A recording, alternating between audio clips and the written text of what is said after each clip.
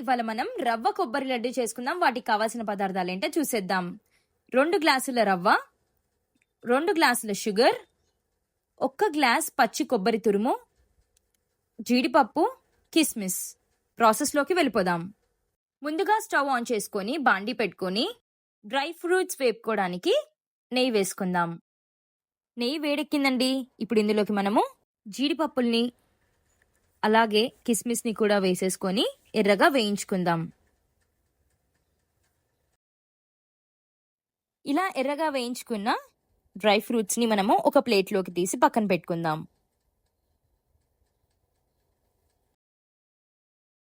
ఇప్పుడు ఇదే బాండిలోకి మరికొద్దిగా నెయ్యి వేసుకొని మనము బొంబాయి రవ్వని వేసేసుకుందాం.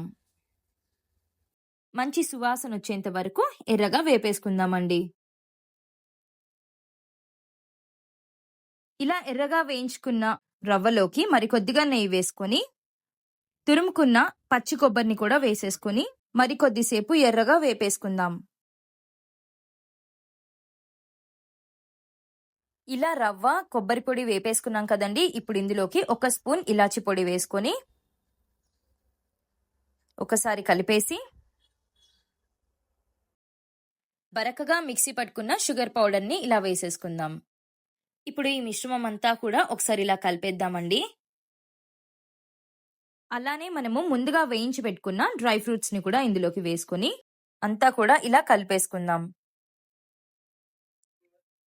ఇప్పుడు ఇదే మిశ్రమంలోకి మనము గోరువెచ్చని పాలు వేసుకొని లంప్స్ లేకుండా రవ్వనంతా కూడా మంచిగా కలిపేసుకుందామండి.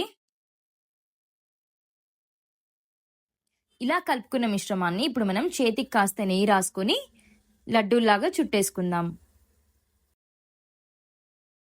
అంతే అండి, ఎంతో రుచిగా ఉండే రవ్వ కొబ్బరి లడ్డూలు రెడీ అయిపోయాయి. మీరు కూడా మీ ఇంట్లో ఇలా చేసి పిల్లలకి పెట్టండి. చాలా ఇష్టంతో తింటారు. Like, share and subscribe to Vara vlogs.